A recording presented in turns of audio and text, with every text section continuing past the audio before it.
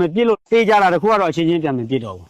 အချင်းချင်းပြန်မပြည့်လို့လဲကျွန်တော်တို့ကအချိန်တူတွင်းထဲမှာဒီလိုအောင်မြင်မှုရလို့ကျွန်တော်ပြောလို့ရတယ်ဒါကြောင့်လဲဆိုတော့ကျွန်တော်တို့ကခုနကတော့ပြောလို့ဒီမျိုးတစ်ခုလုံးလုံခြုံယူထားတာစစ်တပ်ကဟိုအဲ့လောက်ထိမှမဟုတ်တာခုနကပြော BGF ကအများဆုံးတာဝန်ယူတာဒါပေမဲ့ဒီအပေါ်မှာကျွန်တော်တို့အချင်းချင်းနားမလည်ဘူးဆိုရင်ကျွန်တော်တို့ဘယ်လိုနည်းနဲ့မှဒီလောက်ဒီအချိန်တူတွင်းထဲမှာကျွန်တော်တို့ဒီမသိမ့်ပိုက်နိုင်ဘူးမတိုက်ခိုက်နိုင်ဘူးဒါဆိုရင်ကျွန်တော်တို့မြင်လို့ရတယ်ကျွန်တော်တို့တွေးလို့ရတယ်တေးကြတာတခုကကျွန်တော်တို့ကဒီကာလမှာအချင်းချင်းတွေယုံကြည်မှုတစ်ခုနဲ့တိဆောက်ပြီးတော့မှအချင်းချင်းတွေပြန်မပြည့်ကြဘူး